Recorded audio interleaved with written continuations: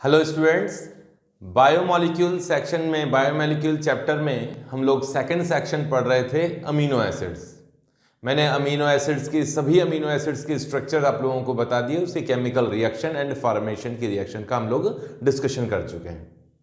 हम लोगों ने पेप्टाइड बॉन्ड्स के बारे में भी पढ़ लिया है कि अमीनो एसिड्स में वाटर के डिफरेंट अमीनो एसिड्स में या two different molecules of amino acid में वाटर के मॉलिक्यूल निकलने से जो अमाइड बॉन्ड बनता है, सेकेंडरी अमाइड बॉन्ड बनता है, वो कहलाता है पेप्टाइड बॉन्ड। और इनके कॉम्बिनेशन से पेप्टाइड एंड पॉलीपेप्टाइड फॉर्मेशन होता है। इन्हीं पॉलीपेप्टाइड से बनता है और आगे जाके प्रोटीन। तो इस सेशन में हम लोग प्रोटीन के बारे में बात करेंगे। हालांकि बहुत छोटा सा पोर्शन है, थ्योरी का पोर्शन है, इसलिए मैंने काफ़ी पॉइंट्स तो मैं लिख के ही इसमें आप लोगों को समझाने की कोशिश करूंगा। तो प्रोटीन हेडिंग डाल लीजिए आप लोग। प्रोटीन मैंने आप लोगों को बताया था कि प्रोटीन्स में हंड्रेड्स ऑफ अमीनो एसिड के मॉलिक्यूल्स आपस में कंबाइन होकर एक बायोमॉलिक्यूल बनाता है, एक बायोपॉलीमर का फॉर्मेशन करते हैं। प्रोटीन्स में कम से कम 100 यूनिट ऑफ अमीनो एसिड्स तो होती ही हैं, 10,000 मॉलिक्यूलर वेट्स इसमें होता है। लेकिन जो सबसे छोटा प्रोटीन मैंने आपको बताया था इंसुलिन, शायद मैंने 52 अमीनो एसिड यूनिट इसमें बताए थे। इंसुलिन में 51 अमीनो एसिड्स की यूनिट्स होती हैं।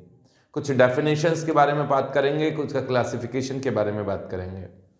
आप लोग प्रोटीन की डेफिनेशन लिख लीजिए जो कि आपको बताई जा चुकी है। Proteins are considered as the polymer, the biopolymer having a large number of amino acid molecules linked to each other through peptide linkage। आपको बताया है अमीनो एसिड पेप्टाइड लिंकेज के थ्रू बॉन्ड बनाते हैं। Link to each other through peptide linkage containing 3D structure. जो 3D structure amino की acids की formation होती है इस पेप्टाइड लिंकेज के बाद में, और अमीनो एसिड के बहुत से मॉलिक्यूल आपस में कंबाइन होके जो पॉलीपेप्टाइड यूनिट बनाती है, और पॉलीपेप्टाइड यूनिट्स को कॉम्बिनेशन से जो प्रोटीन फॉर्मेशन होता है, वो जो बड़ा मॉलिक्यूल फॉर्मेशन होता है, बायोमॉलिक्यूल फॉर्मेशन होता है, बायोपॉलीमर फॉर्मेशन होता है, वो कहलाता है प्रोटीन्स। अप्रॉक्सीमेट इनफाइनाइट टाइप्स के प्रोटीन्स अवेलेबल होते हैं और इनके सिंथेसिस के लिए रेस्पॉन्सिबल है डीएनए। डीएनए की कोडिंग के थ्रू ही हम लोग, हालांकि यहाँ प्रोटीन सिंथेसिस पे नहीं जाएंगे, मैं गलत डायरेक्शन में जा रहा हूँ। हम लोग बात करते हैं स्ट्रक्चर्स ऑफ प्रोटीन। हेडिंग डाल सकते हैं आप लोग, structures of protein. Protein 4 type की स्ट्रक्चर्स हैं, इनके मॉलिक्यूलर स्ट्रक्चर के बेसिस पे बता रहा हूं, मैं बात करता हूं। 4 टाइप की स्ट्रक्चर है। Primary structure of protein, secondary structure protein, 3 degree means tertiary structure of protein and quaternary structure of protein. ये 4 टाइप की स्ट्रक्चर्स प्रोटीन्स के लिए हैं, जिसमें फर्स्ट लिखिए आप लोग, primary structure of protein. Proteins में जो अमीनो एसिड का जो सीक्वेंस है, एक सिंपल सा सीक्वेंस है, उस सीक्वेंस को हम लोग क्या कहा, किस तरीके से इंडिकेट कर सकते हैं? प्राइमरी स्ट्रक्चर से। तो लिखिए इसमें, the sequence of amino acids in a protein, sequence of amino acid in a protein molecule is called primary structure of protein. Primary structure में अमीनो एसिड का सीक्वेंस है, एक स्पेसिफिक सीक्वेंस में एक पोर्शन है, उस पोर्शन को हम लोग क्या कहेंगे? उसका प्राइमरी स्ट्रक्चर कहेंगे अमीनो प्रोटीन का।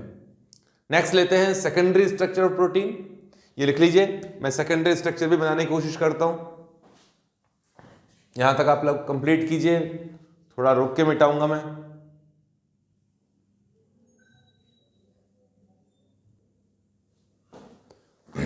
नेक्स्ट है secondary structure of protein. Primary structure मैंने बताया, बिल्कुल सीक्वेंस अमीनो एसिड की यूनिट आपस में जुड़ी रहती हैं, कहीं एच बॉन्डिंग वाला केस इसमें नहीं होगा। लेकिन इसमें सेकेंडरी स्ट्रक्चर में ये 3D स्ट्रक्चर को काफ़ी, 3D तो नहीं कहूँगा इसे, लेकिन ये काफ़ी मॉलिक्यूल की शेप के पास में, जो कंपाउंड का जो शेप है उसे अचीव करने लगती है। देखिए इसमें लिखा हुआ है, डेफिनेशन लिख लीजिए पहले। लिखा हुआ है, the conformation in which the polypeptide chain assume a shape as a result of hydrogen bonding. Hydrogen bonding के कारण जो स्पेसिफिक शेप अज्यूम करने लगता है, जो शेप उसमें बनने लगती है, वो शेप कहलाती है, वो वाली जो स्ट्रक्चर कहलाती है, वो कहलाती है secondary structure of protein. Secondary structure 2 type के हैं, एक तो अल्फा हेलिक्स स्ट्रक्चर और हेलिकल स्ट्रक्चर है स्प्रिंग की तरह, अभी बताऊंगा इसके बारे में। और दूसरा है beta pleated structure, beta pleated sheet structure. Sheet structure, ये शीट लाइक स्ट्रक्चर है, समझना। प्राइमरी स्ट्रक्चर की बात की थी मैंने, जिसमें कार्बन अमीनो एसिड्स की यूनिट आपस में कंबाइन है, बस उसी की बात करें, उस पर्टिकुलर सीक्वेंस की बात कर रहे हैं। प्राइमरी मीन का स्ट्रक्चर तो बस ये हो गया कि अमीनो एसिड है, ये फिर अमीनो एसिड है, ये अमीनो एसिड है, ये अमीनो एसिड है, ये अमीनो एसिड है, और ऐसा चेन बनती जा रही है। ये वाली इस पर्टिकुलर स्ट्रक्चर, ये प्राइमरी स्ट्रक्चर की बात है। अब यहाँ इस प्राइमरी स्ट्रक्चर में ध्यान से सुनिएगा, इस सेकेंडरी स्ट्रक्चर में बीटा हेलिक्स में ये स्प्रिंग की तरह है, और राइट हैंड साइड वाला रूल इसमें अप्लाई होता है। राइट हैंड साइड का मतलब ये हुआ कि ऊपर की ओर बढ़ रहा हूं और इस तरीके से रोटेशन हो रहा है। आप समझ रहे होंगे, मैं 3D में समझाने की कोशिश कर रहा हूं। रोटेशन किस तरह से हो रहा है, इस तरीके से। ये अमीनो एसिड्स की चेन में स्प्रिंग की तरह है, वो भी स्प्रिंग कैसी है, इस तरीके की स्प्रिंग है। तो इसमें रोटेशन हो रहा है ग्रुप्स, और इनमें हाइड्रोजन बॉन्डिंग हो रही है। ये एक अमीनो एसिड की यूनिट है, फिर हमें पेप्टाइड बॉन्ड है, फिर अमीनो एसिड की यूनिट है, फिर पेप्टाइड बॉन्ड है, फिर अमीनो एसिड की यूनिट है। इस तरीके से ये हेलिकल स्ट्रक्चर बनती है। अब अच्छा, इसमें हाइड्रोजन बॉन्डिंग होती है, किन किन के बीच में होती है? कार्बन अमीनो एसिड का ये फर्स्ट एंड फोर्थ अमीनो के एसिड के बीच में होती है। First amino, second amino acid, third amino acid, fourth amino acid. इस फोर्थ अमीनो एसिड में और फर्स्ट अमीनो एसिड में हाइड्रोजन बॉन्डिंग होती है। कैसे? कि मान लीजिए इस अमीनो एसिड में यहाँ C डबल बॉन्ड O है। अब यहाँ इससे मुझे समझाना पड़ेगा, चलो ये इस तरफ समझाता हूँ कि यहाँ C डबल बॉन्ड O है, होता ही है ना अमाइड इसमें अमीनो एसिड्स में। और यहाँ अमीनो एसिड में यहाँ नाइट्रोजन पर H है, तो नाइट्रोजन का H and C double bond O। भाई नाइट्रोजन का तो H होगा और दूसरे अमीनो एसिड में कार्बन डबल बॉन्ड O होगा, इनके बीच में H बॉन्डिंग होती है। ये किसी और एक चेन से हैं, जैसे यहाँ मान लीजिए इस कार्बन का C डबल बॉन्ड O है, इस अमीनो एसिड में नाइट्रोजन का H है, उनमें H बॉन्डिंग हो गई। इस तरह से इनके बीच में H बॉन्डिंग होती है और ये हेलिकल स्ट्रक्चर बन जाता है। इसमें अगर बात करें कि जो एक स्प्रिंग पूरा का पूरा एक जो चक्कर लगता है वो अप्रॉक्सीमेट 3.6 अमीनो एसिड यूनिट होती है। Amino acid units in one circle बोल दें या वन राउंड बोल दें। 3.6 अमीनो एसिड्स की यूनिट, मतलब ये 4 यूनिट से पहले ही सर्किल पूरा हो जाता है करीबन यहीं पर। ठीक है, इस तरीके से ही होता है। और अमीनो एसिड की जो इंट्रामॉलिक्यूलर हाइड्रोजन बॉन्डिंग हुई है, ये पूरा मॉलिक्यूल है ना, एक ही मॉलिक्यूल है, पेप्टाइड मॉलिक्यूल है, इसमें पॉलीपेप्टाइड मॉलिक्यूल है। इसमें जो हाइड्रोजन बॉन्डिंग हुई है, इससे 13th मेंबर साइक्लिक स्ट्रक्चर बनती है। 13 मेंबर साइक्लिक स्ट्रक्चर, MCS कर दिया मैंने, तो 13 मेंबर साइक्लिक स्ट्रक्चर बनती है। 13 मेंबर कैसे हुई कि इस अमीनो एसिड में कार्बन है और उसका ऑक्सीजन है, तो ऑक्सीजन से स्टार्ट करता हूं, फर्स्ट ऑक्सीजन, फिर यहाँ कार्बन, फिर क्या होगा, फिर CH, फिर कार्बन, फिर NH, इस तरीके से आगे बढ़ते हुए, और इस नाइट्रोजन पर फिर H के साथ में इसकी H बॉन्डिंग हुई। इस तरीके से ये 13 मेंबर साइक्लिक स्ट्रक्चर बनती है। ठीक है, ये इस तरह का स्ट्रक्चर है। अल्फा हेलिकल स्ट्रक्चर कहलाता है, एल हेलिक्स स्ट्रक्चर कहलाता है, जो कि केराटिन में होता है और मायोसिन में होता है। केराटिन ये अपने जो नाखून है, स्किन में जो प्रोटीन है वो केराटिन है, केराटिन मेनली उसमें होता है, और अपनी जो मसल्स हैं उनमें मायोसिन अच्छी खासी अमाउंट में मिलता है। ये तो हो गया alpha helical structure. Beta pleated structure, amino acids की कॉम्बिनेशन से ये पेप्टाइड चेन बनी, पॉलीपेप्टाइड चेन बनी, और इसमें एक शीट लाइक का स्ट्रक्चर हो जाता है।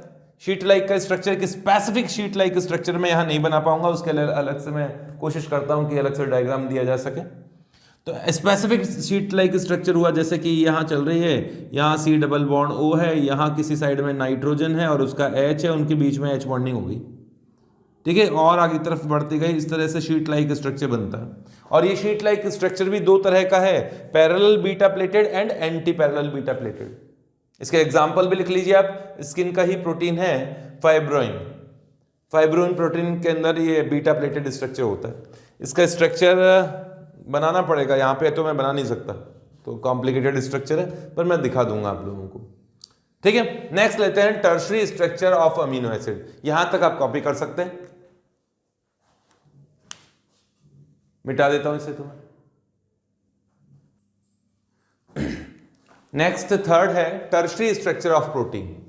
वैसे तो डेफिनेशन लिख दिया मैंने, लेकिन टर्शरी स्ट्रक्चर को समझना बिल्कुल सिंपल सा स्ट्रक्चर है। देखिए ये काफी कुछ 3D शेप लेने लगता है यहाँ टर्शरी स्ट्रक्चर में। मैंने अभी हेलिकल स्ट्रक्चर बताया था। इन हेलिकल स्ट्रक्चर के बीच में इन मॉलिक्यूल में ही हाइड्रोजन बॉन्डिंग है, ये बता ही चुका हूं मैं, हाइड्रोजन बॉन्डिंग होती है कुछ जगह। अब ये 3 डायमेंशनल फॉर्म में हो जाए, हालांकि हेलिकल भी 3 डायमेंशनल फॉर्म है, लेकिन वो अब 3 डायमेंशनल फॉर्म और रोटेट हो, और ये केवल मैंने एक ही प्लेन में दिखा दिया। ये 3 डायमेंशनल ऊपर और नीचे सब डायरेक्शंस में होंगी, और इनमें भी आपस में intramolecular hydrogen bonding and disulphide bonding भी होती है।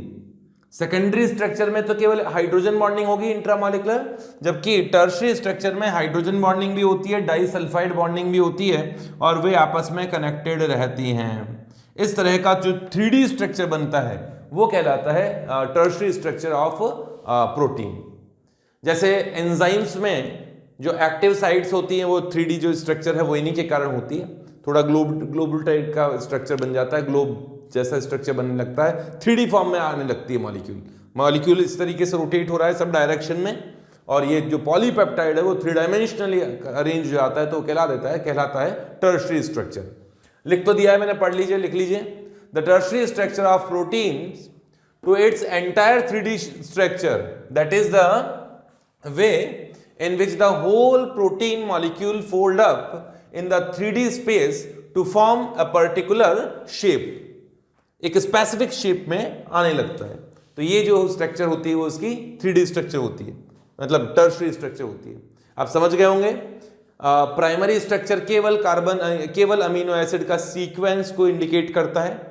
सेकेंडरी स्ट्रक्चर वो जो अमीनो एसिड का जो सीक्वेंस है, जब 2 डायमेंशनली, मतलब 2 डायमेंशनली नहीं, 2 तरह से, या तो हेलिकल फॉर्म में आपस में ही हाइड्रोजन बॉन्डिंग से अटैच्ड हो, या एक शीट लाइक स्ट्रक्चर में ही भी उसी मॉलिक्यूल में आपस में हाइड्रोजन बॉन्डिंग हो, तो इस तरह के स्ट्रक्चर को सेकेंडरी स्ट्रक्चर कहा जाता है। टर्शरी स्ट्रक्चर में मैंने बताया कि वही जो 2D स्ट्रक्चर था तब सेकेंडरी स्ट्रक्चर था, वही 3 डायमेंशनली एक दूसरे के साथ में H बॉन्डिंग से और डाइसल्फाइड बॉन्डिंग से, तथा डाइसल्फाइड ही नहीं है, आयोनिक बॉन्डिंग से, आयोनिक अट्रैक्शन से। जैसे अमीनो एसिड्स यूनिट्स होंगी, इनमें अमीनो एसिड्स यूनिट में कोई CO- हो और किसी डायरेक्शन में नाइट्रोजन पे पॉजिटिव चार्ज हो, और उनमें भी H बॉन्डिंग ना हो सकती हो, तो H बॉन्डिंग ना हो रही हो, लेकिन केवल अट्रैक्शन फोर्स से वो जुड़े रहे हों, आयोनिक अट्रैक्शन से, तो इस तरह के फोर्सेस उसमें होते हैं, 3D स्ट्रक्चर बनने लगती है, टर्शरी स्ट्रक्चर बनने लगती है। ये तो हो गई टर्शरी स्ट्रक्चर की बात। नेक्स्ट है क्वाटरनरी स्ट्रक्चर ऑफ प्रोटीन। अब प्रोटीन की जो मैंने टर्शरी स्ट्रक्चर बताई है, ऐसे ये पॉलीपेप्टाइड ही तो है, ऐसा पॉलीपेप्टाइड यहां बना देता हूं इसकी क्वाटरनरी स्ट्रक्चर, ये 4 डिग्री स्ट्रक्चर कर देता हूं, या क्वाटरनरी स्ट्रक्चर। जैसे मान लीजिए ये मैंने बता ही दिया, ये तो एक 3D स्ट्रक्चर है, मतलब टर्शरी स्ट्रक्चर है प्रोटीन का, पॉलीपेप्टाइड का। ऐसे ही अब दूसरे पॉलीपेप्टाइड हैं, और ये और मॉलिक्यूल्स, ये आपस में भी H बॉन्डिंग करते हैं। मैंने बना तो दिया इस तरीके से, ये आपस में भी H बॉन्डिंग है, इनमें तो आपस में H बॉन्डिंग है ही। इस ब्लैक वाला जो मैंने बताया है ये पॉलीपेप्टाइड, और ये ब्लू वाला पॉलीपेप्टाइड, और ले लेते हैं, कई पॉलीपेप्टाइड से मिलके बना है, एक बिल्कुल कॉम्प्लेक्स टाइप का स्ट्रक्चर बन जाता है। ये एक और स्ट्रक्चर है, इनमें भी आपस में H बॉन्डिंग है, इनमें भी आपस में H बॉन्डिंग है, इसमें भी आपस में H बॉन्डिंग है। इस तरीके का एक कॉम्प्लेक्स स्ट्रक्चर बनता है, ये कहलाता है क्वाटरनरी स्ट्रक्चर। ये प्रोटीन कई तरह के टर्शरी स्ट्रक्चर से मिलकर बनी हुई है, पॉलीपेप्टाइड से मिलकर बनी हुई है।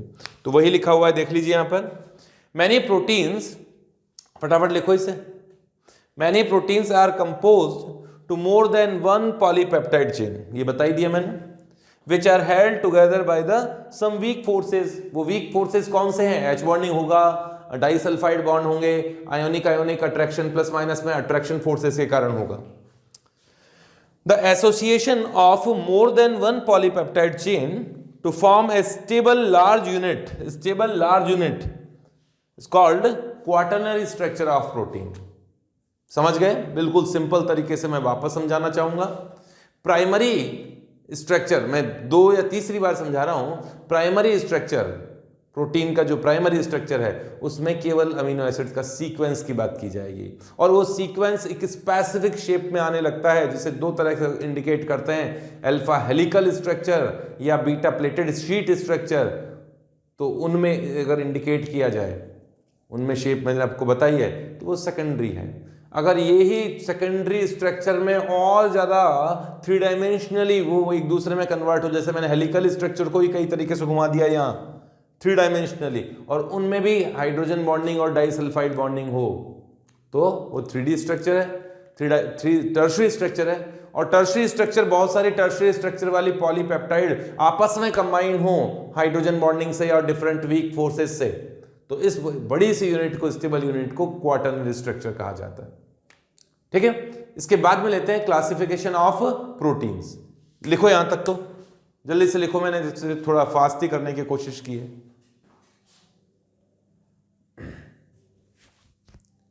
मिटा देता हूं इसे तुम्हें। नेक्स्ट पॉइंट लिखिए, denaturation and renaturation of protein. Denaturation क्या है, रीनेचरेशन क्या है, समझना। प्रोटीन बायोलॉजिकल सिस्टम में होता है, ये तो आपको पता ही है, मैंने लिखा भी है। बायोलॉजिकल एक्टिविटी होती है, कुछ स्पेसिफिक इनकी एक्टिविटीज होती हैं। अगर किसी भी तरीके से केमिकल से या फिजिकल चेंज करने से या कुछ इस तरह का हीट वीट करने से, एसिडिक या बेसिक रिएक्शन करने से इनकी जो बायोलॉजिकल एक्टिविटीज हैं वो खत्म हो जाए, वो लॉस हो जाए, उनका प्राइमरी स्ट्रक्चर चेंज नहीं होना चाहिए। प्रोटीन को हीट किया, मान लीजिए किसी प्रोटीन को हीट किया, उनके बीच के हाइड्रोजन बॉन्डिंग टूट गई, जिससे कि प्रोटीन की जो टर्शरी स्ट्रक्चर है या सेकेंडरी स्ट्रक्चर है वो खत्म हो गई और प्राइमरी स्ट्रक्चर में वो कन्वर्ट हो गया। तो ऐसी कंडीशन में इसे कहा जाता है डीनेचरेशन ऑफ प्रोटीन।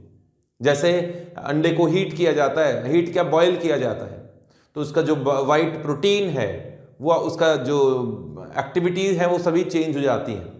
तो ऐसी कंडीशन में इसे कहा जाएगा denaturation of protein. Denaturation reversible भी होता है, इरिवर्सिबल भी होता है, मैक्सिमम तो इरिवर्सिबल होता है, कुछ कुछ ही होता है रिवर्सिबल। तो जिसका रिवर्स प्रोसेस है उसे रीनेचरेशन कहा जाता है प्रोटीन के लिए। तो आप लोग लिख लीजिए, द प्रोटीन फाउंड, लिखा हुआ है तो बेसिक कॉन्सेप्ट है, the protein found in a biological system, हमें पता है ये तो, with a specific configuration and biological activity, ये भी पता है, उनके कुछ ना कुछ स्पेसिफिक एक्टिविटी होती है, उनका कुछ स्पेसिफिक शेप होता है, is known as native protein. ठीक है, नेटिव प्रोटीन इसे कहा जाता है, जिसे नेटिव प्रोटीन से समझ सकते हो। The loss of biological activity of a native protein due to physical and chemical treatment is called denaturation. उसे हीट किया गया या उसे किसी तरीके से और कोई केमिकल रिएक्शन की गई जिससे कि उनके बीच की एच बॉन्डिंग या कुछ और बॉन्डिंग से वो टूट गई और वो उसका प्राइमरी स्ट्रक्चर में वो कन्वर्ट हो गया, तो उसकी एक्टिविटीज भी कम लॉस हो जाएंगी। जिस तरीके से वो एक्टिव होता है, जिस तरह से वो काम करता है, वो सभी उसका तरीका चेंज हो जाएगा, तो उसे कहा जाएगा डीनेचरेशन ऑफ प्रोटीन। तो ये लिखिए, मिटाऊंगा तो मैं इसे, तो ऐसे ही चलेगा ये प्रोटीन, तो जल्दी से लिख लीजिए।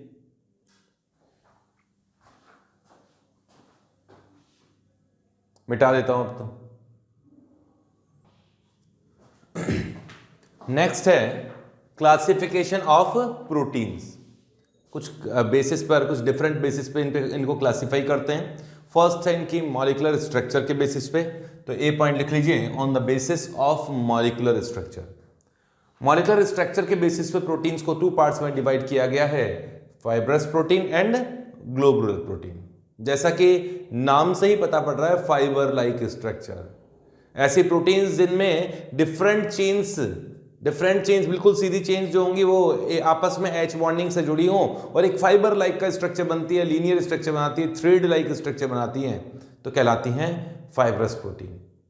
पढ़िए इसे, when polypeptide chain run parallel, बिल्कुल साथ साथ, and form a fibre like structure called fibrous protein.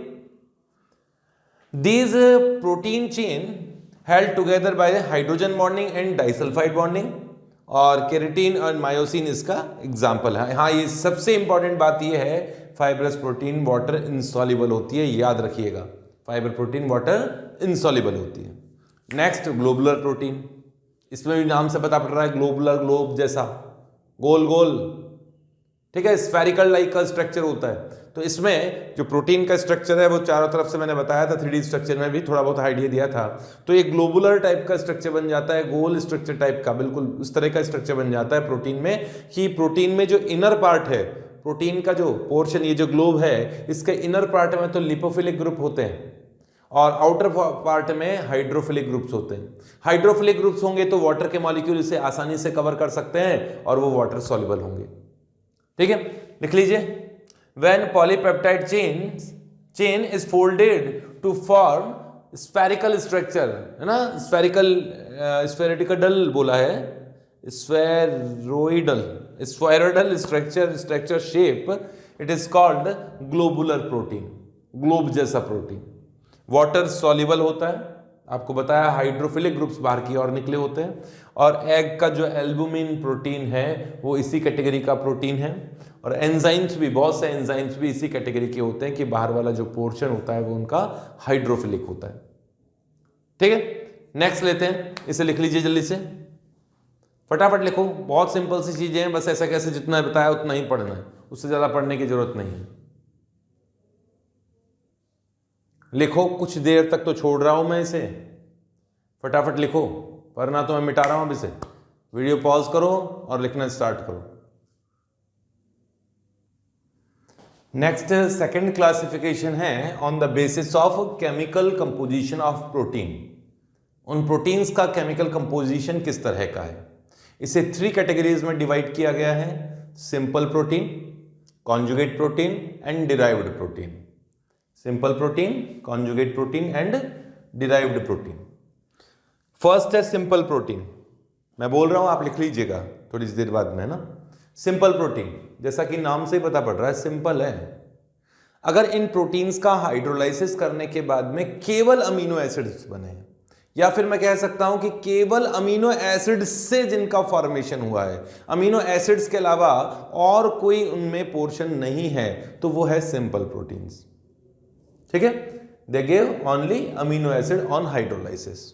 Example है एल्बुमिन, ग्लोबुलिन और ग्लूटालिन। एल्बुमिन तो मैंने बता ही दिया, एग में होता है, ग्लोबुलिन होता है टिश्यूज में, और ग्लूटालिन तो आप लोगों को पता ही होना चाहिए, तो व्हीट में होता है, गेहूं में और राइस में भी होता है। ठीक है, सिंपल प्रोटीन्स का हाइड्रोलाइसिस होगा तो केवल अमीनो एसिड्स बनेंगे। नेक्स्ट है कॉन्जुगेट प्रोटीन। कॉन्जुगेट प्रोटीन्स का जब हाइड्रोलाइसिस किया जाएगा, और प्रोटीन्स का हाइड्रोलाइसिस करोगे तो सबसे आखिरी में तो अमीनो एसिड बनेगा ही बनेगा। तो इनमें अमीनो एसिड यूनिट के साथ में कोई ना कोई नॉन प्रोटीन पार्ट जुड़ा हुआ होता है, बॉन्डेड होता है। इस नॉन प्रोटीन पार्ट को कहा जाता है प्रोस्थेटिक पार्ट। ऐसे प्रोटीन्स को कॉन्जुगेट प्रोटीन्स कहा जाता है। आप समझ गए होंगे, ऐसे प्रोटीन्स जिनमें अमीनो एसिड से कोई नॉन प्रोटीन पार्ट भी कंबाइन है, जुड़ा हुआ है, ऐसे प्रोटीन्स कॉन्जुगेट प्रोटीन्स कहलाते हैं। लिख लीजिए, in these protein in which protein part of, हाँ ठीक है, in which protein part is, अरे यार, in which protein part is combined with non protein part. बिल्कुल सिंपल है, these proteins give a non-protein part with amino acid on hydrolysis। Hydrolysis करोगे तो amino acid के साथ में नॉन प्रोटीन पार्ट भी कंबाइन होगा। ठीक है, फिर लिखा हुआ है this non protein part is called prosthetic part. क्या कहा जाएगा? Prosthetic part. Prosthetic part can be control, ये तो मैंने बता ही दिया, कैन कंट्रोल बायोलॉजिकल फंक्शंस। भाई प्रोटीन पर जो ग्रुप अटैच्ड है वो कोई ना कोई बायोलॉजिकल फंक्शन को कंट्रोल करते होंगे। ठीक है, और ये जो नॉन प्रोटीन पार्ट है, प्रोस्थेटिक पार्ट है, ये कार्बोहाइड्रेट पार्ट भी हो सकता है, फॉस्फेट भी हो सकता है, या लिपिड्स भी हो सकते हैं। कई तरह के पोर्शन, कई तरह के ग्रुप्स वहां जुड़े हुए होंगे प्रोस्थेटिक ग्रुप के फॉर्म में। ठीक है, तो ये हुआ कॉन्जुगेट प्रोटीन। नेक्स्ट है डिराइव्ड प्रोटीन। बड़े प्रोटीन्स, बड़े साइज के प्रोटीन, बड़े मॉलिक्यूल हैं, ऐसे प्रोटीन्स, उनका हाइड्रोलाइसिस से जब छोटे प्रोटीन्स बनते हैं, स्मॉलर प्रोटीन्स बनते हैं, तो इन स्मॉलर प्रोटीन्स को कहा जाता है डिराइव्ड प्रोटीन। ये डिराइव हुए हैं किससे? हैवी प्रोटीन से डिग्रेड होके स्मॉलर प्रोटीन्स बने, तो ऐसे प्रोटीन्स को कहा जाता है डिराइव्ड प्रोटीन। लिखा हुआ है when protein hydrolysed by acidic या बेसिक मीडियम या enzyme then they degraded proteins are called, the degraded protein is called derived protein. तो ये प्रोटीन्स की छोटी मोटी कहानी थी जो मुझे कहनी थी और आपको सुननी थी। अब इसके पहले नोट्स बनाओ और नोट्स बना के एक बार खुद पढ़ो और फिर उसके बाद में ये जो लेक्चर अभी 20 मिनट में हुआ है, इस प्रोटीन वाले पोर्शन को धड़ाधड़ पढ़ डालो, ठीक है? उसको फिर लिखने की जरूरत नहीं, एक बार लिख लो, लिखने के बाद में वापस आप लोग जो मैं बोल रहा हूँ उस पोर्शन को आप लोग चलाते जाओ, आगे बढ़ाते जाओ, और वही पोर्शन है जो मैंने आपको बताया। तो ये तो है प्रोटीन्स, लिखिए इसे। नेक्स्ट पार्ट लेते हैं आगे, अमीनो एसिड्स। अब थर्ड पॉइंट है न्यूक्लिक एसिड। न्यूक्लिक एसिड पढ़ने से पहले आप ये चीज समझ लीजिएगा कि ये जो पोर्शन है जिसमें protein, nucleic acid, lipid, vitamins, जो बेसिक पॉइंट्स हैं जो एनसीईआरटी में गिवन भी हैं, ये केवल मेन में पूछे जाते हैं, जेईई मेन में ही इससे क्वेश्चंस बनते हैं, एडवांस में इससे क्वेश्चंस नहीं आते हैं। इनके स्ट्रक्चर से रिलेटेड क्वेश्चन जो भी आते हैं, इनके फंक्शन से रिलेटेड जो क्वेश्चंस आते हैं वो मेन में ही पूछे जाते हैं। कार्बोहाइड्रेट और अमीनो एसिड के क्वेश्चंस तो पूछे जाते हैं मेन में और एडवांस में, दोनों में, बट आगे का जो पोर्शन है उसके क्वेश्चंस केवल जेईई मेन में ही पूछे जाते हैं। ये लेक्चर केवल जेईई मेन की स्ट्रीम, मतलब इंजीनियरिंग स्ट्रीम के स्टूडेंट्स को ध्यान में रखते हुए बनाया जा रहा है, क्योंकि बायो में जो स्टूडेंट्स हैं, जो नीट की जो प्रिपरेशन कर रहे हैं, ऐसे स्टूडेंट्स के लिए ये पोर्शन तो बहुत स्मॉल है। इससे डिटेल में तो आप लोगों को बायोलॉजी में पढ़ने को मिलेगा, तो बायो के स्ट्रीम के स्टूडेंट्स ये लेक्चर ना देखें, ठीक है? तो अब स्टार्ट करते हैं न्यूक्लिक एसिड। देखो, न्यूक्लिक एसिड जैसे प्रोटीन्स पॉलीमर हैं अमीनो एसिड्स के, बहुत से अमीनो एसिड्स मिल के जुड़ के एक पॉलीअमाइड टाइप का स्ट्रक्चर बनाते हैं, वैसे ही न्यूक्लिक एसिड है पॉलीमर न्यूक्लियोसाइड्स के, न्यूक्लियोटाइड्स के, सॉरी, न्यूक्लियोटाइड अलग होता है, न्यूक्लियोसाइड अलग होता है, तो पॉलीन्यूक्लियोटाइड भी इन्हें कहा जा सकता है। अभी बताता हूं न्यूक्लियोटाइड क्या चीज है। न्यूक्लियोटाइड में मेनली हम लोग इसमें डीएनए और आरएनए में पढ़ते हैं। न्यूक्लिक एसिड में आप लोगों को पता ही होगा कि हाँ भाई, ये न्यूक्लिक एसिड जेनेटिक मटेरियल है जो एक जनरेशन से दूसरी जनरेशन में कैरेक्टर्स को ट्रांसफर करते हैं। प्रोटीन सिंथेसिस के लिए भी न्यूक्लिक एसिड्स रेस्पॉन्सिबल होते हैं। मेनली जो कैरेक्टर्स जो डिपेंड करते हैं वो प्रोटीन्स पर ही डिपेंड करते हैं, और प्रोटीन सिंथेसिस को डीएनए आरएनए के बेसिस पर या डीएनए के द्वारा कंट्रोल किया जाता है। तो डीएनए जो जेनेटिक कोड होता है, उस कोड के बेसिस पे स्पेसिफिक टाइप के प्रोटीन जनरेट करता है, और वो प्रोटीन ही कैरेक्टर्स डेवलप करते हैं उस एनिमल में या उस प्लांट में। तो ये जेनेटिक मटेरियल है। तो कुछ पॉइंट्स मैंने यहाँ लिखे हैं, बेसिक पॉइंट्स है, मैं समझाता जाता हूँ, पढ़ता जाता हूँ, आपको लिखते जाना है। फर्स्ट लिखा है nucleic acids are long chain polymer of nucleotide. Polymer है, पॉलीमर की डेफिनेशन क्या है? जिनमें कुछ यूनिट्स बार बार रिपीट होती जाएं और एक बड़ा सा मॉलिक्यूल बना दें। ऐसा मैक्रो मॉलिक्यूल जिनमें कुछ छोटी यूनिट्स कंबाइन होकर एक बड़ी सी यूनिट बना दे, एक बड़ा सा मॉलिक्यूल बना दे, वो कहलाता है पॉलीमर। और ये भी बायोपॉलीमर हुआ। तो बायोपॉलीमर किसका है? न्यूक्लियोटाइड का है। न्यूक्लियोटाइड क्या होता है अभी बात करेंगे। न्यूक्लियोटाइड छोटी छोटी यूनिट्स हैं, इसमें शुगर भी होती है, बेस भी होता है, फॉस्फोरिक एसिड भी होता है, तो उसके बारे में बात करेंगे। पर यह अभी तो ध्यान रखो, ये पॉलीन्यूक्लियोटाइड कहा जाता है। पॉलीन्यूक्लियोटाइड मींस जिसमें बहुत सारी न्यूक्लियोटाइड यूनिट्स कंबाइन होकर एक बड़ा मॉलिक्यूल बनाती है, मैक्रो मॉलिक्यूल बनाती है। Second, nucleic acid contain polyphosphate ester chain. जैसे अमीनो एसिड पॉलीअमाइड चेन है, अमीनो एसिड्स में, सॉरी अमीनो एसिड नहीं, प्रोटीन्स अमीनो एसिड्स की पॉलीअमाइड चेन है, वैसे ही न्यूक्लिक एसिड में पॉलीफॉस्फेट चेन है। फॉस्फेट मतलब फॉस्फोरिक एसिड का एस्टर है। फॉस्फोरिक एसिड क्या है? फॉस्फोरिक एसिड क्या है? H3PO4। ये फॉस्फोरिक एसिड है। इस फॉस्फोरिक एसिड के एस्टर क्या होंगे, जिसमें H को रिप्लेस करके R ग्रुप आ जाए, कोई कार्बन कंटेनिंग ग्रुप आ जाए, वो क्या हो जाएंगे, फॉस्फेट के एस्टर। तो इसमें फॉस्फेट के एस्टर ही होते हैं। स्ट्रक्चर देखो इसमें कुछ ऐसा है कि स्ट्रक्चर बताते ही तो ये बहुत आसान हो जाएगा। कुछ जो बेसिक बायो से रिलेटेड पॉइंट्स आते हैं वो मैथ्स के स्टूडेंट्स को अच्छा नहीं लगता कि सर इनसे तो बच के हम लोग यहाँ आए। मैथ्स लिया था हम लोगों ने इसलिए कि बायो ना पढ़नी पड़े, अब यहाँ बायो ही पढ़नी पड़ रही है। मैथ्स में ही तो इंटरेस्ट था, तो बेटा थोड़ा सा ही तो है, बहुत सारा नहीं है ये, थोड़ा सा है, बिल्कुल ऐसा इतना नॉलेज हर स्टूडेंट को होना ही चाहिए। फिर वो डेप्थ में जो स्ट्रक्चर्स हैं उनके बारे में ना भी पता हो, लेकिन ये तो पता होना चाहिए कि डीएनए क्या है, आरएनए क्या है। हाँ, मैंने कहा कि ये पॉलीफॉस्फेट एस्टर चेन है। थर्ड पॉइंट है, दो टाइप के होते हैं mainly, DNA and RNA.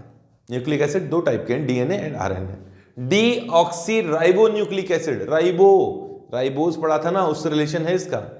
And RNA means ribo nucleic acid, RNA, ribo nucleic acid. Ribose होता है इसमें, इसलिए राइबो आ रहा है वर्ड। तो दो तरह के हैं, डीएनए एंड आरएनए, दोनों जेनेटिक मटेरियल है। वैसे डीएनए को ज़्यादा बड़ा मानते हैं, लेकिन मुझे लगता है कि एक प्रोसेस में सारे ही जो कंटेंट्स होते हैं या सारे ही सब्सटेंस होते हैं वो अपने आप में इम्पॉर्टेंट होते हैं, पर फिर भी डीएनए को ज़्यादा इम्पॉर्टेंट माना जाता है। नेक्स्ट लिखा हुआ है, डीएनए कहाँ होता है? ऑब्वियसली सेल में होता है। एनिमल सेल हो या प्लांट सेल हो, उनमें होगा। सेल पढ़ी होगी, थोड़ी बहुत तो पढ़ी होगी, जरूर पढ़ी होगी, बचपन से पढ़ते आए हैं, छोटी क्लासेस से पढ़ते आए हैं। जहाँ तक मुझे याद है कि 5th या 6th क्लास में ही सेल इंट्रोड्यूस हो गई थी। हमारी बॉडी की सबसे छोटी यूनिट सेल। सेल में क्या होता है? न्यूक्लियस। मेनली न्यूक्लियस में क्रोमोसोम्स होते हैं, तो क्रोमोसोम्स में जीन होते हैं, और जिन कैरेक्टर्स में, जीन में जो स्पेसिफिक कोडोन होते हैं जो कैरेक्टर्स को डिसाइड करते हैं, वो किससे मिलकर बने होते हैं? वो डीएनए।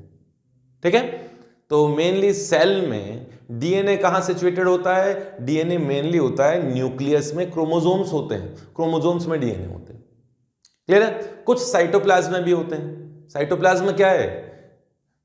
सेल में न्यूक्लियस को छोड़ के जो मटेरियल है, जो भी है, न्यूक्लियस के अलावा जो मटेरियल है सेल में, वो साइटोप्लाज्म कहलाता है। तो न्यूक्लियस में भी डीएनए का मेजर पोर्शन होता है और कुछ साइटोप्लाज्म में होते हैं, बहुत कम अमाउंट में। तो यही पॉइंट मैंने लिखा है। DNA is localized largely in the nucleus inside chromosomes, and a small amount of DNA is also available in cytoplasm.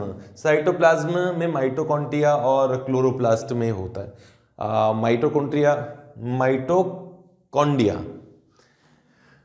Mitochondria के बारे में थोड़ा बहुत आइडिया हो कभी, मेरे को तो आज भी स्ट्रक्चर याद है। माइटोकॉन्ड्रिया का ऐसे स्ट्रक्चर बनाया जाता था, ऐसे, उसमें वो फिंगर लाइक का स्ट्रक्चर होती थी, बचपन से याद है मुझे तो ये।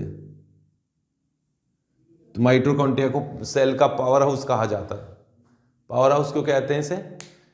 मेरे को बचपन में जो याद थी ना वो बता रहा हूँ मैं। ये तो खैर बायो से रिलेटेड पॉइंट आ गया। सेल में माइटोकॉन्ड्रिया होती है, 3 4 2 4 जो भी होती हैं, और वहाँ ग्लूकोज का ऑक्सीडेशन होता है। ऑक्सीडेशन से एनर्जी मिलती है, वो एनर्जी सेल को मिलती है, सेल का मतलब हम सबको मिलती है। ठीक है, ग्लूकोज सेल में पहुंचेगा, उसका ऑक्सीडेशन होगा माइटोकॉन्ड्रिया में, CO2 O2 बनेगा, एनर्जी रिलीज होगी, एनर्जी हमें एनर्जी देगी। क्लियर है? हाँ, तो माइटोकॉन्ड्रिया में भी थोड़ा अमाउंट का होता है। और क्लोरोप्लास्ट होता है प्लांट सेल में। प्लांट सेल में जहाँ क्लोरोफिल होता है, क्लोरोप्लास्ट में क्लोरोफिल होता है। ये भी वैसे ही पार्ट मान लीजिए आप, जैसे माइटोकॉन्ड्रिया वैसे ही, लेकिन ग्रीन कलर का पार्ट है, इसमें क्लोरोफिल होता है। और क्लोरोफिल जहाँ क्या होता है, वो सनलाइट की प्रेजेंस में फोटोसिंथेसिस होता है, तो वो पोर्शन होता है, वो प्रोसेस होता है क्लोरोप्लास्ट में। तो क्लोरोप्लास्ट में भी थोड़ा बहुत डीएनए होता है। ये बेसिक जानकारी मैंने आपको दे दी। डीएनए मेनली न्यूक्लियस में होता है, कुछ साइटोप्लाज्म में होता है, साइटोप्लाज्म में भी माइटोकॉन्ड्रिया में होता है, और क्लोरोप्लास्ट में होता है। चलो आगे बढ़ते हैं। आरएनए कहाँ होता है? मेनली अवेलेबल होता है साइटोप्लाज्म में, थोड़ा बहुत न्यूक्लियस में भी होता है। न्यूक्लियस में न्यूक्लियोलस होता है, न्यूक्लियस में भी एक न्यूक्लियोलस होता है, आपने पढ़ा हो तो कभी, उसमें आरएनए पार्ट होता है। ठीक है, तो न्यूक्लियस में भी होता है न्यूक्लियोलस, न्यूक्लियस में न्यूक्लियोलस में ये होता है, और साइटोप्लाज्म में भी राइबोसोम्स पर और कुछ मटेरियल जो होता है उसमें भी ये अवेलेबल होता है। 3 तरह के होते हैं, बताऊंगा अभी। नेक्स्ट है सोर्स, ये तो बता ही दिया। DNA as the chief source of genetic information is copied in RNA molecule. RNA molecule पे ये जेनेटिक कोडिंग करता है, जिसे ट्रांसक्रिप्शन कहते हैं। इसके बारे में बात करेंगे हम लोग। तो यहाँ मैंने ज़्यादातर पॉइंट बोले और बोला है कि आगे बात करेंगे, आगे बात करेंगे, आगे बात करेंगे। याद करो, मैंने जब आप लोगों को कार्बोहाइड्रेट पढ़ाया था तो भी मैंने कुछ पॉइंट्स ऐसे बोला था कि यार आने दो, स्ट्रक्चर आने दो। यहाँ भी ऐसा ही है। अभी डीएनए आरएनए का स्ट्रक्चर बताया, बस क्लियर हो गया। ज़्यादा फंक्शन तो तुमसे पूछेंगे भी नहीं, तुमसे फंक्शंस नहीं पूछे जाएंगे, वरना बायो वाले स्टूडेंट से क्या पूछा जाएगा। लेकिन आपको इनकी केमिकल कंपोजिशन के बारे में ज़रूर पूछा जा सकता है कि इनकी केमिकल कंपोजिशन कहाँ है, कैसी है, ठीक है। तो वो तो हमें बताना ही पड़ेगा। तो यहां तक आप लिखो, इसके बाद में chemical composition of DNA RNA दोनों लूंगा मैं। फटाफट लिख लीजिए, इसे मिटा रहा हूं मैं।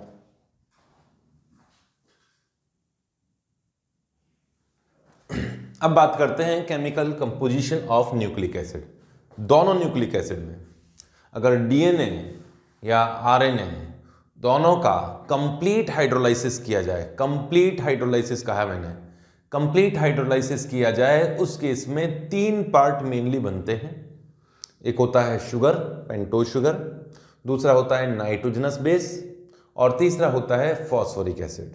हालांकि वो बात अलग है कि पेंटोज शुगर भी अलग अलग तरह के हैं और नाइट्रोजन बेस भी अलग अलग तरह के हैं, फॉस्फोरिक एसिड तो खैर एक ही है, लेकिन बनते ये 3 तरह के हैं, है ना। किसी भी न्यूक्लिक एसिड का, दोनों में से डीएनए हो या आरएनए हो, तो न्यूक्लिक एसिड का कंप्लीट हाइड्रोलाइसिस किया गया है किन्हीं कंडीशन से, किन्हीं एंजाइम से, एसिडिक मीडियम में, तो कंप्लीट हाइड्रोलाइसिस, तो क्या क्या बनता है, तो बनता है यहां पेंटोज शुगर। पेंटोज शुगर मतलब शुगर बनता है, पहले तो ये समझ लेना। दूसरा क्या बनता है, नाइट्रोजनस बेसेस, नाइट्रोजनस बेस, ठीक है। और थर्ड बनता है फॉस्फोरिक एसिड। फॉस्फोरिक एसिड तो समझते हो आप लोग, H3PO4, ये बनता है। इसका मतलब nucleic acid pentose sugar, nitrogenous base और फॉस्फोरिक एसिड से मिलकर बने हुए हैं। क्लियर है। अब कौन सी पेंटोज शुगर है, लो भाई बात करते हैं शुगर की।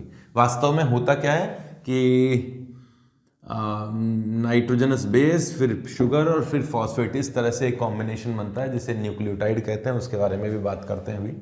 सबसे पहले बात करते हैं शुगर्स की। ये पेंटोज शुगर कौन सी है, pentose sugar. Pentose sugar DNA में तो होती है, यहां इस तरह से लिखता हूं इसे, इन आरएनए। आरएनए में जो पेंटोज शुगर है वो अलग है, और जो डीएनए में पेंटोज शुगर है वो अलग है। इन डीएनए, आरएनए में तो है राइबोज शुगर, है ना, राइबोज। वो भी कौन सा, beta ribose, beta D ribose. आपको बताया था ना मैंने जब कार्बोहाइड्रेट पढ़ाया था, राइबोज एंड एराबिनोज दोनों भाई भाई थे, एक साथ बनते थे, एनोमर थे एक दूसरे के, एपीमर थे, C2 एपीमर। याद आया, राइबोज एंड एराबिनोज। एराबिनोज से फिर हम लोगों ने आगे इंक्रीज करके ग्लूकोज एंड मेनोज बनाया था। तो वैसे ही है, राइबोज है। अब राइबोज का स्ट्रक्चर मैं बनाता हूं यहां पर।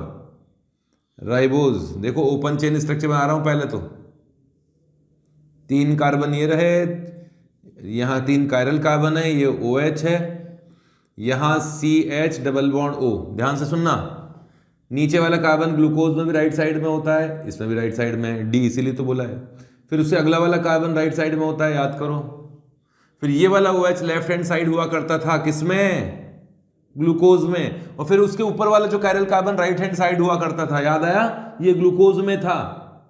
ग्लूकोज में इस पोजीशन जो कार्बन नंबर 3 हुआ करता था ग्लूकोज में, यहां कार्बन नंबर 2 है, और अगर OH लेफ्ट हैंड साइड था तो उसे एराबिनोज कहते थे, और अगर राइट हैंड साइड हो तो उसे कहा जाता है, क्या कहा जाता है? राइबोज। ये ओपन चेन स्ट्रक्चर है। अब इसका जो साइक्लिक स्ट्रक्चर बनेगा वो ऐसा बनता है, इस तरह का साइक्लिक स्ट्रक्चर बनता है।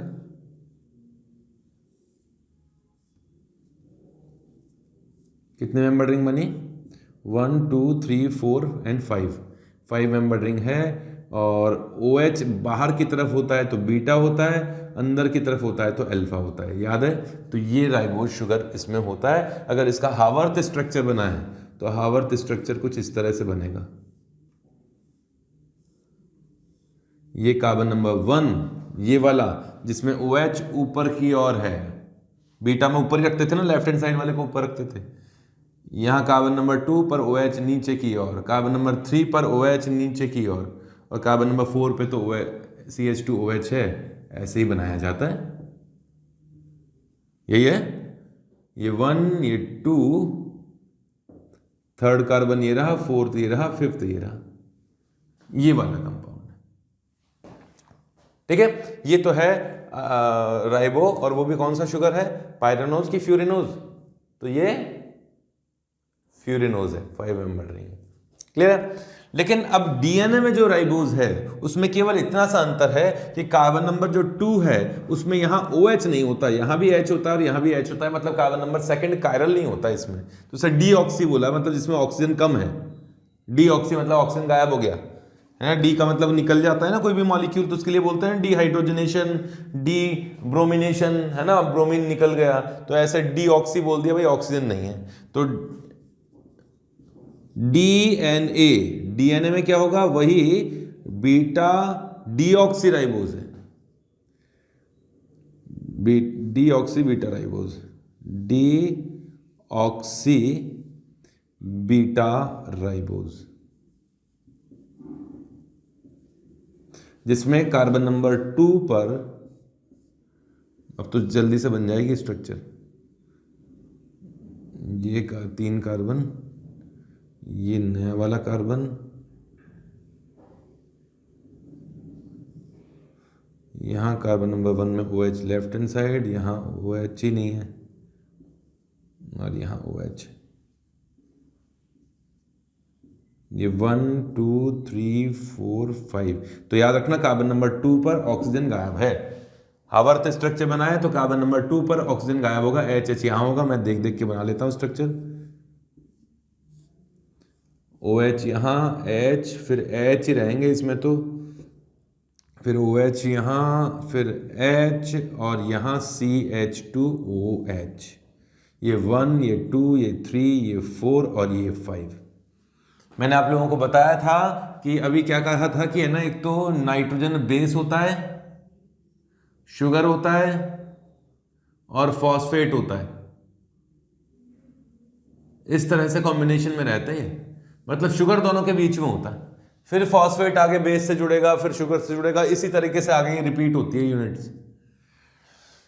शुगर बेस से भी जुड़ता है, शुगर फॉस्फेट से भी जुड़ता है, तो इस पोजीशन से तो ये फॉस्फेट से जुड़ता है आगे जाके, अभी बताऊंगा, और इस पोजीशन से ये बेस से जुड़ता है। सेम इसमें भी ऐसा ही होता है, यहां से तो बेस से जुड़ता है कार्बन नंबर 1 से, और ये कार्बन नंबर जो 5 है उससे ये जाके किसी फॉस्फेट शुगर से, फॉस्फेट से जुड़ता है। तो उसको मैं बता देता हूं, यहां ज्यादा कुछ बताने की जरूरत है नहीं, लिखिए इसे। इसके बाद बेस पे चलते हैं कि बेस कितने तरह के होते हैं और कौन कौन से होते हैं, अच्छी तरह से लर्न करना है। राइबोज होता है स्ट्रक्चर, ठीक है, बिल्कुल ऐसा कैसे याद हो तो बहुत अच्छी बात है, अगर पूछ ले। मेन में आजकल इतने सारे पेपर्स बन रहे हैं, और इस बार तो बहुत ही कुछ होने वाला है, तो इतने सारे पेपर्स जब बनेंगे तो कुछ ना कुछ तो वो ऐसा रखेंगे ही रखेंगे जो NCERT में से ऐसे के ऐसे उठा के दे दिए जाए। क्वेश्चंस रिपीट भी होंगे तो हो जाएंगे, आप टेंशन ना लें, आप तो क्वेश्चंस करें। पिछले सालों के इतने सारे पेपर आ चुके हैं मेन के, हाँ, लास्ट ईयर हुए थे, उससे पिछले साल के भी हुए थे, वो पेपर्स करो ना आप अच्छी तरह से। कैसे आपका रिवीजन नहीं होता है, लेकिन रिवीजन तब होता है जब आप पूरा पढ़ चुके हो। पूरा पढ़ने के बाद में पेपर्स करो, और उन पेपर्स में भी जो क्वेश्चन रिपीट होंगे तो आपका कॉन्फिडेंस खूब बढ़ेगा।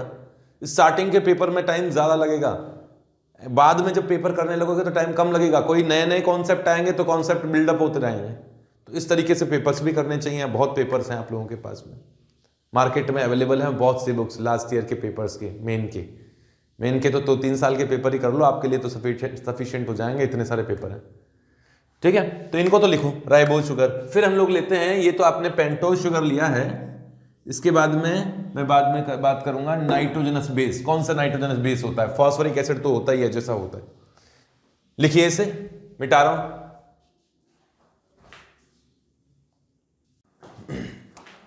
सेकंड है नाइट्रोजनस बेस, नाइट्रोजनस बेस।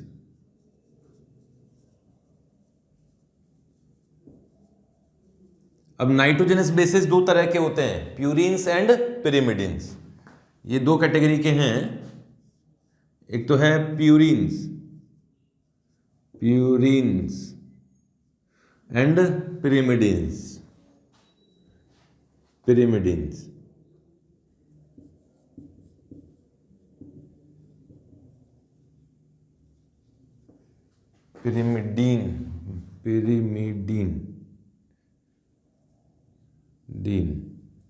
ये होता होगा पिरिमिडिन्स। देखो प्यूरिन्स में तो इस तरह की स्ट्रक्चर होती है कि एक तो है 6 मेंबर रिंग और यहां है 5 मेंबर रिंग। इस जगह नाइट्रोजन है, यहां नाइट्रोजन है, यहां भी नाइट्रोजन है और इस जगह भी नाइट्रोजन है। और उसी के अकॉर्डिंग जो स्ट्रक्चर है, कुछ इस तरह का स्ट्रक्चर जो है वो तो प्यूरिन लाइक स्ट्रक्चर है। ये है वास्तव में प्यूरिन, तो इसे कहा जाता है।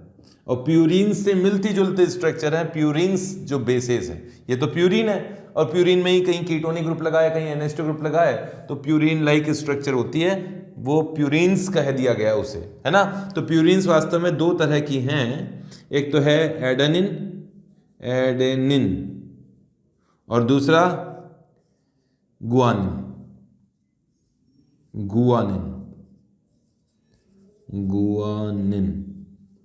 एडेनिन का स्ट्रक्चर मैं याद करके आया हूं, एक तो 5 मेंबर रिंग है ये वाला और ये 6 मेंबर रिंग है।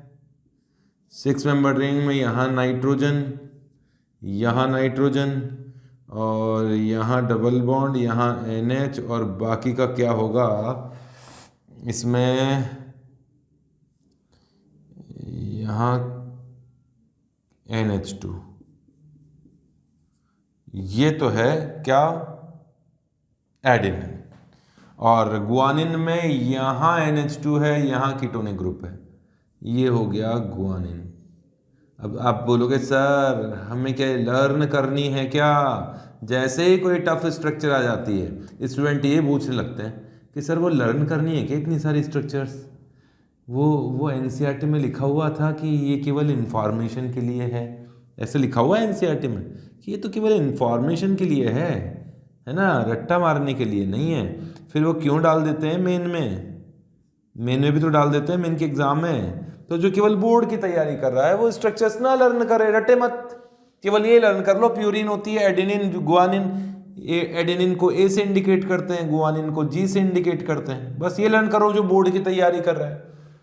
और जो मेन की तैयारी कर रहा है वो इनकी स्ट्रक्चर्स भी लर्न करें, और जो केवल एडवांस की तैयारी कर रहा है मेन की तैयारी नहीं कर रहा वो स्ट्रक्चर्स मत लर्न करो। तुम्हें तो वैसे भी न्यूक्लिक एसिड पढ़ने से मना कर दिया था मैंने, ठीक है। तो आप समझ गए मैं जो बोलना चाहता हूं। अब ये स्ट्रक्चर्स आने लगी हैं, पिछले 3-4 साल से इनके क्वेश्चंस आने लगे हैं, तो हमें लर्न करने पड़ेंगे, कोई और उपाय नहीं है। लिख के लर्न करो। कई स्टूडेंट है ना फॉर्मूला पूछते हैं, सर कोई ऐसा जादू मंत्र का कोई फॉर्मूला, कोई मंत्र बता दो कि वो सारी रिएक्शंस हमें जो स्ट्रक्चर्स हैं वो याद हो जाए। तो ऐसी ट्रिक्स तो बेटा बनानी पड़ती है। मैं बनाऊंगा तो मुझे याद रहेंगी, तुम्हें याद नहीं रहेगी, तो तुम बनाओ तुम लोगों के लिए। तो प्यूरिन्स तो होती है दो तरह की। पिरिमिडीन में इस तरह का स्ट्रक्चर होता है। पिरिमिडीन खुद क्या है वो समझ लो। पिरिमिडीन में तो ये पिरिमिडीन है, ये खुद जो है ये पिरिमिडीन है, ठीक है। इस कंपाउंड का नेम पिरिमिडीन है। अब पिरिमिडीन्स मैंने बोला है मतलब pyrimidine like structure containing bases. तो दो तरह की पिरिमिडीन्स हैं, दो नहीं है सॉरी तीन हैं। एक तो है यूरेसिल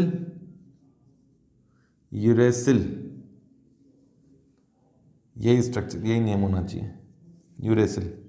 दूसरा है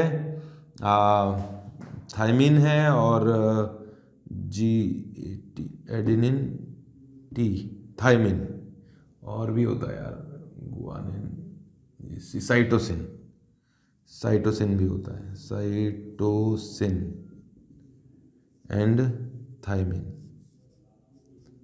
थायमिन।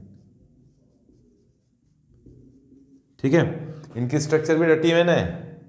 यूरेसिल का स्ट्रक्चर कुछ इस तरह का होता है, जगह थोड़ी कम पड़ेगी, इस तरह से लिखता हूं इसको। 3 है यूरेसिल, यूरेसिल यार स्पेलिंग देखनी पड़ेगी मेरे को एक बार। यूरेसिल और सेकंड क्या बताया था, साइटोसिन, साइटोसिन, और दूसरा है थायमिन, थायामीन। ठीक है, यूरेसिल का स्ट्रक्चर तो कुछ इस तरीके का है कि नाइट्रोजन ये रहा, एक नाइट्रोजन ये रहा, और यहाँ डबल बॉन्ड, यहाँ डबल बॉन्ड O, और H इस जगह, H इस जगह। ये तो यूरेसिल का स्ट्रक्चर है ना।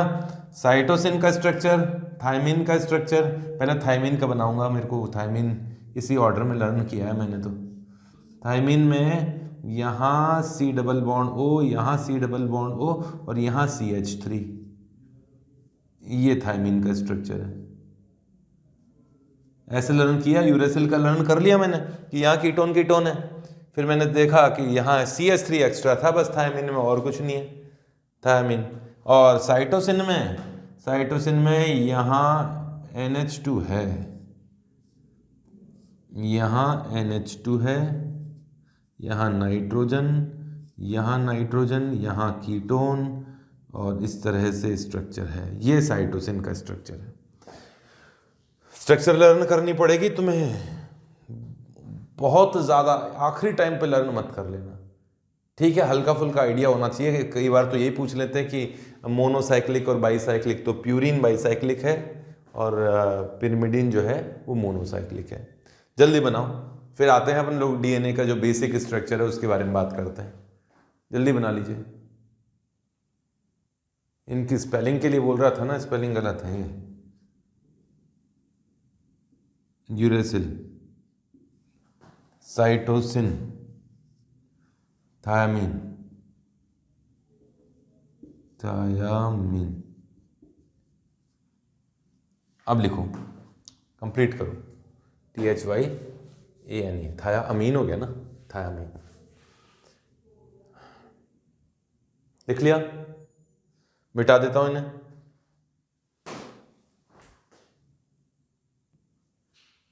अब इसमें ये चीज याद रखिएगा आप लोग कि जो बेसेस हैं, नाइट्रोजन बेसेस हैं, वो DNA में आपस में कंबाइन होते हैं हाइड्रोजन बॉन्डिंग से। दो अलग अलग बेसेस में हाइड्रोजन बॉन्डिंग होती है, और कभी भी ऐसा नहीं होता है कि प्यूरिन प्यूरिन के साथ हाइड्रोजन बॉन्डिंग करे। ये फिक्स है कि प्यूरिन पिरिमिडिन के साथ ही हाइड्रोजन बॉन्डिंग करेगा, है ना। तो इसको आप इस तरीके से याद रखना। अच्छा, DNA में ये चीज मैं बताना रह गया कि DNA में तो प्यूरिन्स तो वही होती हैं, AG means adenine and guanine, purines तो वही होती है। बट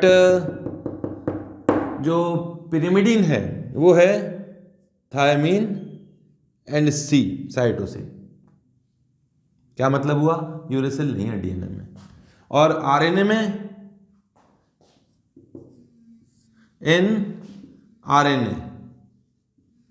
RNA में एडेनिन और गुआनिन तो है ही, साइटोसिन की जगह यूरेसिल है। Uracil and cytosine, sorry thiamine की जगह यूरेसिल है। आप याद रखिएगा इस तरीके से। मैंने तो इस तरह से लर्न कर रखा है, ATGC, आप भी ऐसे लर्न करें इसी तरीके से। ATGC, A और T, ये प्यूरिन, ये पिरिमिडिन, ये प्यूरिन, ये पिरिमिडिन। एक्चुअली एडेनिन थायामीन के साथ ही कंबाइन होता, किसी और के साथ कंबाइन नहीं होगा। एडेनिन और थायामीन में दो हाइड्रोजन बॉन्डिंग से कनेक्शन होता है, रट्टा मार लीजिएगा। प्यूरिन पिरिमिडिन के साथ ही जुड़ता है तो ATGC याद रहेगा, और गुआनिन साइटोसिन के साथ ही हाइड्रोजन बॉन्डिंग से कंबाइन होता है, और इनमें दोनों के बीच में 3 हाइड्रोजन बॉन्डिंग्स होती हैं। आरएनए में भी यही है, बस थायमिन की जगह यूरेसिल है, तो एडेनिन और यूरेसिल के बीच में 2 हाइड्रोजन बॉन्डिंग होती है, 2 हाइड्रोजन बॉन्ड से कनेक्टेड होते हैं, और गुआनिन और साइटोसिन के बीच में तो 3 हाइड्रोजन बॉन्डिंग होती ही है। ये चीज अभी सुन लो, अभी आपको क्लियर हो जाएगा कि किस तरीके से, तो ये चीज ध्यान रखिएगा, यही है मेन इंपॉर्टेंट पॉइंट। तो इन्हीं के बेसिस पे क्वेश्चंस भी दे देंगे, तो उलझने की जरूरत नहीं है, काफी इंपॉर्टेंट पॉइंट है। डीएनए में तो होता है ATGC और आरएनए में T की जगह यूरेसिल होता है, बस और कुछ नहीं, और इनके बीच में हाइड्रोजन बॉन्डिंग 2 होती है और 3 होती है, 2 और 3 ATGC, बस ऐसे ही तो याद रखना है। हाँ, प्यूरिन पहले और पिरिमिडिन बाद में। प्यूरिन में 2 रिंग है, पिरिमिडिन में 3 रिंग है, 1 ही रिंग है। ये प्यूरिन है, ये पिरिमिडिन है, ATGC। ठीक है, स्ट्रक्चर से ज्यादा इंपॉर्टेंट ये है, स्ट्रक्चर बाद में, सब बाद में, पहले थ्योरी लर्न करनी है, स्ट्रक्चर तो याद हो ही जाएंगी। अगर आप थ्योरी पढ़ने के बाद स्ट्रक्चर्स लर्न करोगे तो लर्न हो जाएगी। डायरेक्ट स्ट्रक्चर लर्न करने मत बैठ जाना कि मैं पहले स्ट्रक्चर लर्न कर लेता हूं बाद में थ्योरी पढ़ लूंगा, कुछ फायदा नहीं है, सब कुछ बेकार है। पहले थ्योरी पढ़ो, थ्योरी का मतलब स्ट्रक्चर्स थोड़ी बहुत आइडिया हो, हाँ भाई ये प्यूरिन्स कौन है उनके नेम तो लर्न हो, पिरिमिडिन्स कौन है उनके नेम तो लर्न हो, स्ट्रक्चर्स थोड़ा बहुत देखोगे तो दिमाग में बैठेगा कि किसमें 2 रिंग है, किसमें 1 ही रिंग है। ठीक है, ये आपने पढ़ लिया नाइट्रोजनस बेस और ये पेंटोज शुगर मैंने बता दिया। अब बात करता हूं न्यूक्लियोसाइड्स क्या होते हैं, लिख लीजिए, इसे तो मिटा रहा हूं मैं।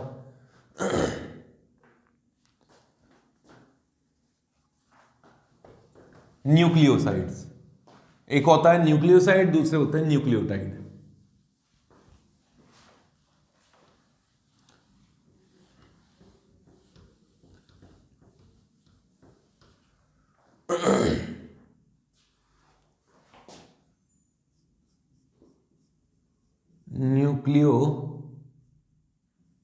न्यूक्लियोसाइड ये क्या होता है? देखो, ये जैसे आप शुगर्स में आपने पढ़ा होगा ग्लाइकोसाइड, तो ग्लाइकोसाइडिक लिंकेज होते हैं, वैसे ही ये N glycosidic pentose sugar type का ये होता है। मतलब कुल मिला के कहने का मतलब ये है कि शुगर प्लस नाइट्रोजनस बेस का जो कनेक्शन है, इनका कॉम्बिनेशन है, नाइट्रोजनस बेस का जो कॉम्बिनेशन है वो कहलाता है न्यूक्लियोसाइड। इसमें अगर फास्फोरस भी आ जाए तो 3 का कॉम्बिनेशन कहलाता है न्यूक्लियोटाइड। ठीक है, और ये होता क्या है, ये नाइट्रोजनस बेटा ग्लूकोसाइडिक लिंकेज होता है, बीटा एन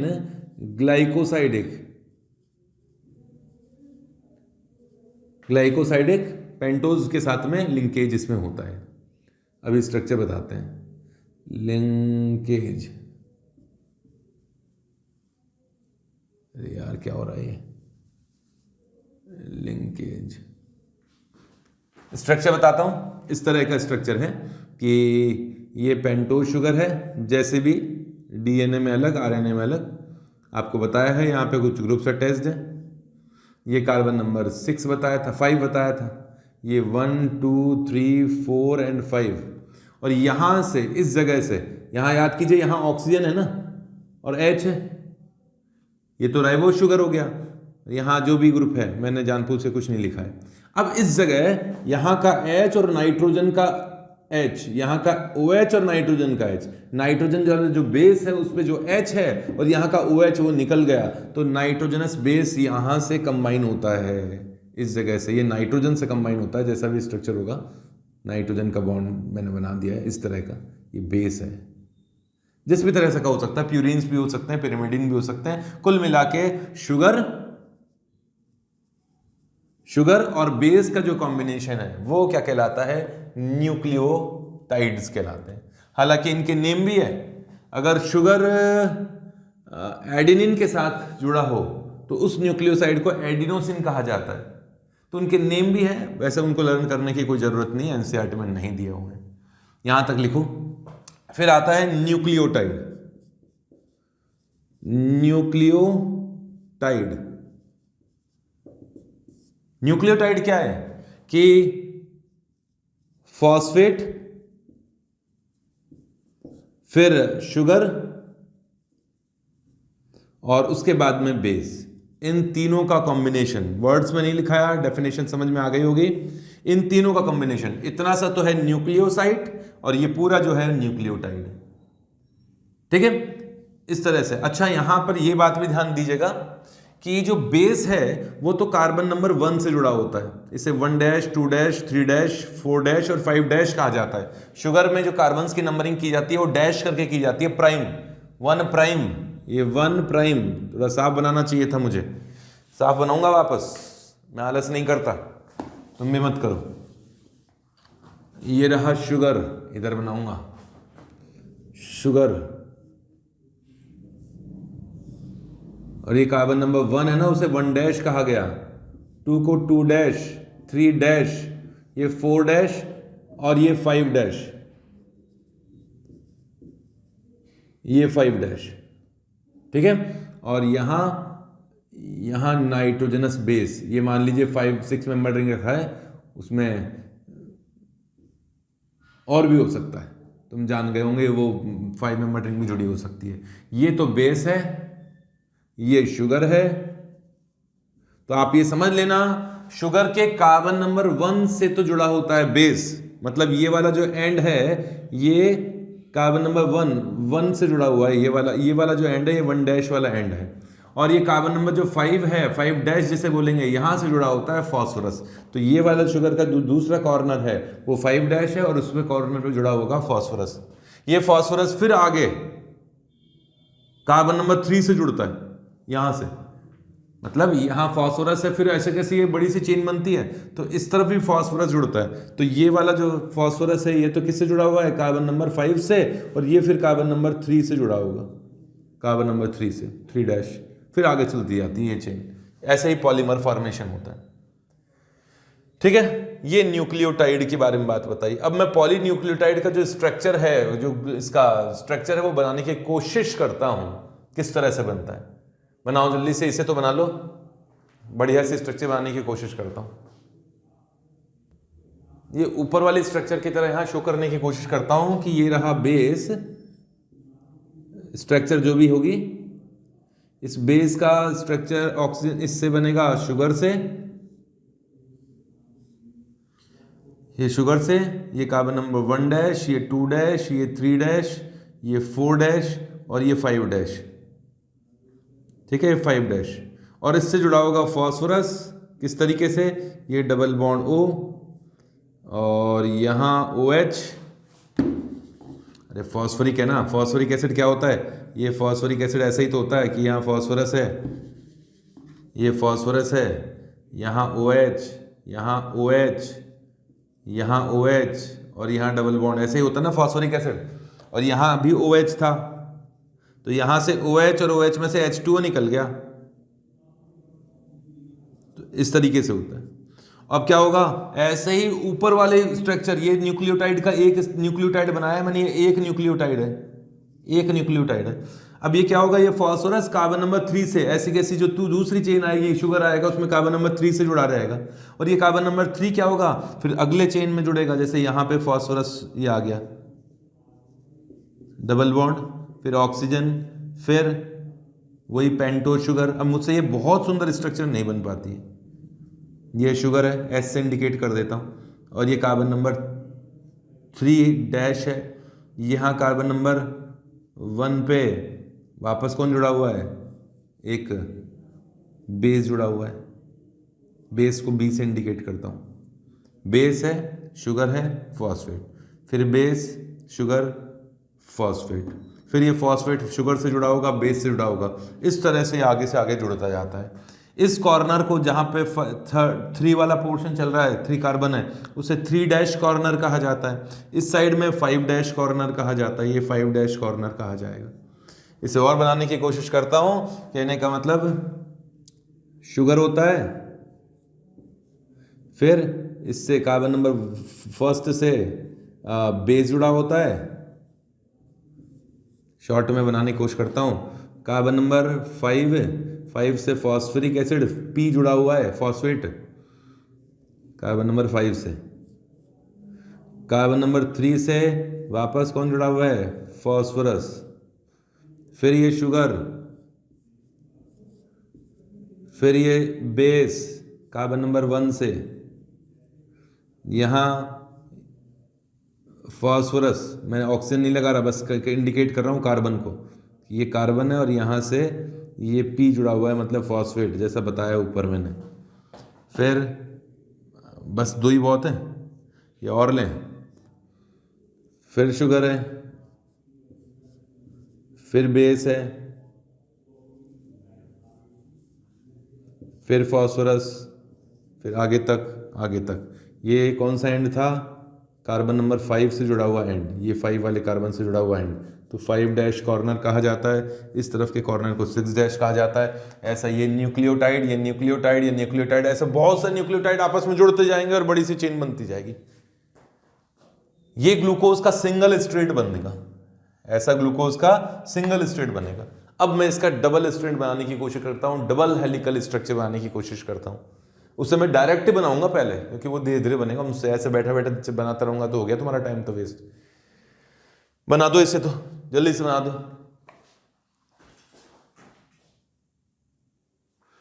अब देखिए, मैंने डबल स्ट्रेट स्ट्रक्चर या डबल हेलिकल स्ट्रक्चर बनाने की कोशिश की है यहाँ डीएनए की। ये जो आपने कभी वो स्फेरिकल सीढ़ियाँ देखी है, बिल्कुल इस तरीके से 2 पोर्शन हम लोग चढ़ते हैं, फिर धीरे धीरे ऊपर की ओर बढ़ते जाते हैं, दोनों को पकड़ के धीरे धीरे चढ़ते हैं। ऐसा ही होता है ना, स्फेरिकल जो सीढ़ियाँ होती हैं, बिल्कुल उसी की तरह है।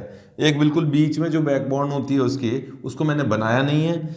यहाँ कौन है, ये वाला देखो, इस पोर्शन को मैंने बनाया है यहाँ, अभी बता दूंगा इसको।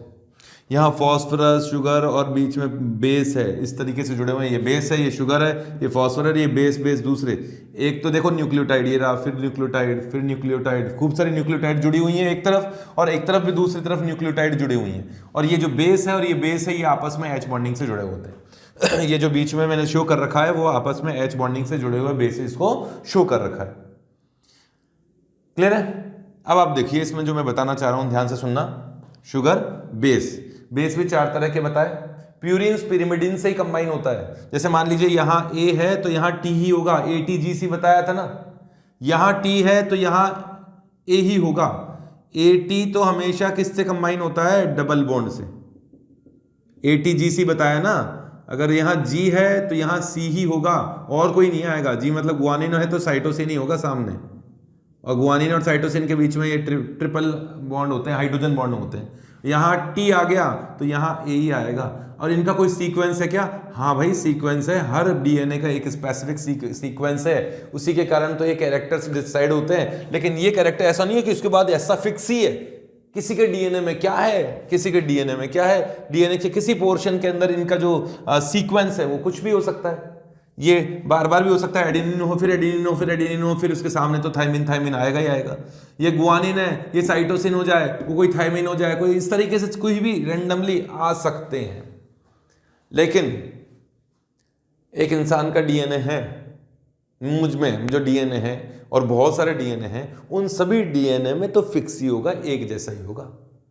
मेरे अंदर जो भी डीएनए है, उस डीएनए का जो सीक्वेंस है इन बेसिस का, वो सीक्वेंस तो बिल्कुल एक जैसा ही होगा।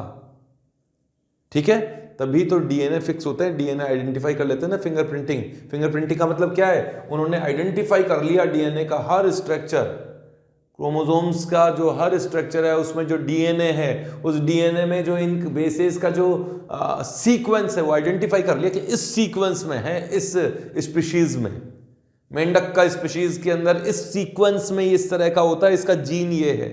इंसानों का जो जीन का सीक्वेंस वो पहचान में आया था कि हाँ डीएनए में ह्यूमन डीएनए है तो उसका ये यहां तक का सीक्वेंस तो ऐसा ही होता है, सब में ही ऐसा होता है। आगे किसी के आंखों का कलर ब्लैक है तो आइडेंटिफाई कर लिया कि ये जो सीक्वेंस है एक पर्टिकुलर पोर्शन के अंदर, जब इन अमीनो एसिड्स का सीक्वेंस एक ऐसा सीक्वेंस बन जाता है, हालांकि उनके लिए तो प्रोटीन सिंथेसिस रिस्पॉन्सिबल है, उसके लिए बताना पड़ेगा मुझे, तो ऐसा सीक्वेंस बन जाता है तो इस तरह का प्रोटीन बनता है जो आंखों का कलर जो होता है ब्लैक कर देता है, किसी का ब्लू कर देता है। ठीक है, सुनना, वापस डिटेल में बताना पड़ रहा है। ये चीज़ तो क्लियर हो गई। एक तरफ का ये स्ट्रेट चल रहा है, ये वाला पोर्शन एक तरफ है, जिसको मैंने इतने से पोर्शन को चार ग्लाइकोसाइडिक लिए हैं, इसमें चार न्यूक्लियोटाइड्स लिए हैं। एक न्यूक्लियोटाइड ये रहा, दूसरा ये रहा, तीसरा ये रहा, चौथा ये रहा, पांचवा ये रहा, ऐसे ऐसे ऐसे आमने सामने। ठीक है, इस तरफ कार्बन नंबर 3 था, ये 1, ये 2, ये 3, ये 4, और यहाँ कार्बन नंबर 5 होगा। डैश लगाते हैं हम लोग, तो एक 3 डैश, और इस तरफ का 5 डैश ही होगा, 5 डैश ही होगा, 5 डैश ही होगा। ये 5 डैश कॉर्नर है। इस तरफ उल्टा है, ये कार्बन नंबर 1 से जुड़ा हुआ है ना बेस, ये 1 से जुड़ा हुआ है, 2, 3 उल्टा बनाया है, ऑक्सीजन को नीचे रखा है मैंने, 3, 4 एंड 5, और ये 5 वाला टर्मिनल ये रहा, और ऐसे ही 3 वाला टर्मिनल पे फॉस्फोरस ये 3 टर्मिनल हो, ये उल्टा होता है। क्लियर है? अच्छा, और क्या बताना था, अब इसके बारे में बात करते हैं। ये जो डीएनए है इस तरह से घूमेगा, इसका जो डायामीटर है, यहाँ से यहाँ तक का जो डायामीटर है, यूं ही तो चलेंगे ना ये, तो ये डायामीटर है 2 नैनोमीटर्स का, डायमीटर 2 नैनोमीटर्स का है। और ये स्फीयर देखो, ये ऊपर से आ रहा है, थोड़ा सा मैंने उल्टा बना दिया यार, राइट हैंड वाला रूल ज़्यादा होता है इसमें, मैंने इसको यूं घुमा दिया, थोड़ा सा बनाने की, यूं होता है यार, ये यूं होता है। चलो कोई नहीं, मैंने उल्टा बना दिया। डीएनए में 2 तरह के होते हैं, मेनली जो डीएनए होता है ना, वो राइट हैंड रूल का फॉलो करता है। राइट हैंड रूल का मतलब यूं ऊपर की तरफ बढ़ रहे हैं ना, तो यूं घूमेगा, इस तरीके से, इस तरीके से, ऐसे नहीं, उल्टा नहीं, अरे यार उल्टा नहीं, उल्टा नहीं, इस तरह से, मतलब ऊपर की तरफ देखो तो है ना, एंटी क्लॉकवाइज डायरेक्शन में, इस तरह से राइट हैंड का फॉलो करता है कि ऊपर की तरफ जा रहे हैं और यूं घूमता हुआ जाएगा, यूं यूं। ठीक है, चलो जो भी है, एक पूरे सर्किल में यहां से ऊपर से होता हुआ नीचे की तरफ गया, फिर वापस ऊपर हुआ, तो इस पूरे सर्किल के लिए जो डिस्टेंस है वो है 3.4 नैनोमीटर्स। ठीक है, और यहाँ पूरे एक सर्किल में 10 न्यूक्लियोटाइड्स आ जाते हैं। ये रहा एक न्यूक्लियोटाइड, फिर दूसरा, फिर तीसरा, चौथा, पांचवा करके कितने 10 न्यूक्लियोटाइड आ जाते हैं। 1 2 3 4 5 6 7 8 9 10 यहाँ कहीं होगा। इस तरह से बनाने की कोशिश की है, 10 न्यूक्लियोटाइड इसमें आ जाते हैं। मतलब एक न्यूक्लियोटाइड के बीच का जो डिस्टेंस की बात करूँ मैं अगर यहाँ से यहाँ तक की, तो कितना होना चाहिए, 0.34 नैनोमीटर्स होने चाहिए, है ना भाई। इसमें यहाँ से यहाँ तक 10 हैं, तो एक के बीच में जो इतना होना चाहिए, इतना डिस्टेंस को इसका होना चाहिए। ये तो बात हो गई डीएनए की। अब जब डीएनए रेप्लिकेट होते हैं, डीएनए रेप्लिकेशन क्या होता है उसके बारे में बात करते हैं। डीएनए रेप्लिकेशन, जब सेल डिवीजन होता है, क्रोमोसोम्स बिल्कुल इक्वल क्रोमोसोम्स में कन्वर्ट हो जाते हैं, बिल्कुल रेप्लिकेट हो जाता है, एक जैसा ही दूसरा बन जाता है, एक सेल में चला जाता है, दूसरा दूसरे सेल में चला जाता है। इतना सा थोड़ा बहुत आइडिया होगा। सेल डिवीजन होता है तो क्रोमोसोम्स भी डबल हो जाते हैं और फिर अलग अलग चले जाते हैं, और जो क्रोमोसोम डबल हुए हैं उनमें डीएनए भी जो डबल हो जाते हैं। तो सेल डिवीजन में रेप्लिकेशन होता है। जैसे ये वाला पोर्शन है ना, वैसे सुनो मेरी बात, डीएनए को थोड़ा सा हीट किया जाए तो हीट करते ही ये वाला एच बॉन्डिंग टूटने लगते हैं। ये एच बॉन्डिंग थोड़े वीक हैं, ये थोड़ा स्ट्रॉन्ग है। 3 बॉन्ड वाले स्ट्रॉन्ग है, इसमें 3 नहीं होंगे, तो ATGC है, नहीं तो AT डबल बॉन्ड नहीं होंगे। ये थोड़े स्ट्रॉन्गर बॉन्ड होते हैं, थोड़े वीकर होते हैं। हीट जब करोगे तो ये बॉन्ड टूटेंगे, ये बॉन्ड टूटेंगे, ये बॉन्ड टूटेंगे, और इधर का पोर्शन अलग होने लगेगा। जब ठंडा करते हो तो वापस उनको ऐड हो जाते हैं, उनका कुछ नेमिंग बोला जाता है, मैं वर्ड भूल गया उसके लिए, मेल्टिंग बोला जाता है। हीट करने से डीएनए के 2 पार्ट हो जाते हैं और वो जो एच बॉन्ड है ना वो हट जाते हैं, उसे मेल्टिंग बोलते हैं, और वापस ठंडा करोगे तो वापस जुड़ जाते हैं, ऐसा कुछ होता है। सभी डीएनए के लिए मेल्टिंग पॉइंट डिफरेंट होता है, फिक्स नहीं होता है। तो यहां तक लिखिए आप लोग।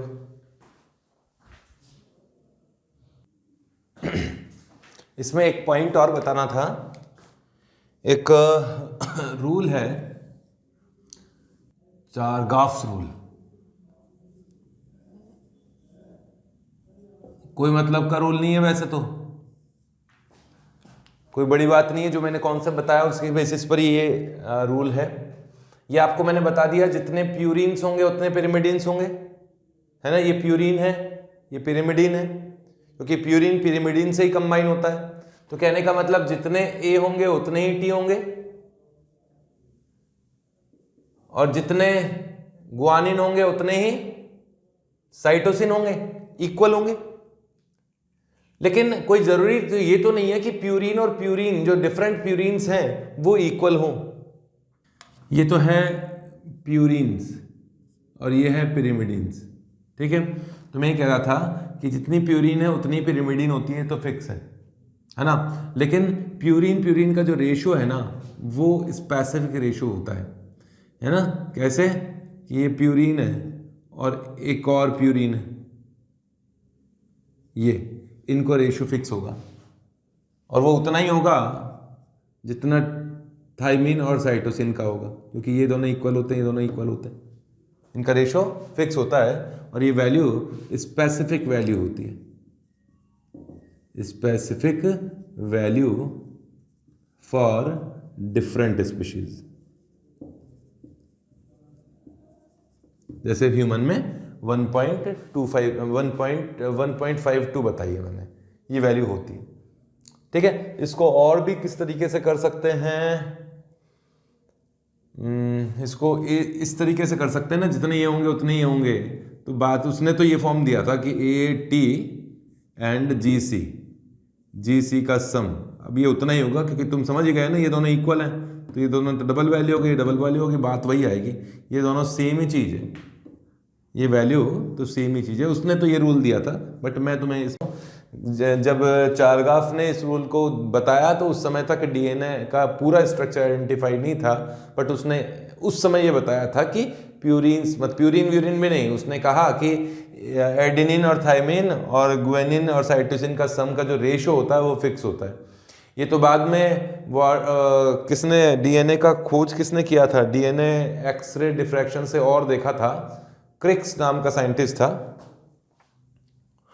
वॉटसन एंड क्रिक्स, जहाँ तक मेरे को याद आ रहा है, बचपन में पढ़ा था, मेरे को ऐसा ध्यान है। वॉटसन एंड क्रिक्स ने आइडेंटिफाई करके बताया था कि DNA का स्ट्रक्चर ये है, इस तरह से शुगर जुड़ते हैं, इस तरह से एडेनिन गुआनिन साइटोसिन वगैरह होती हैं, और ये स्पेसिफिक फीचर्स वाली होती है, स्ट्रक्चर वाली होती हैं, और किस तरह से हाइड्रोजन बॉन्डिंग से कंबाइन होती हैं, ठीक है।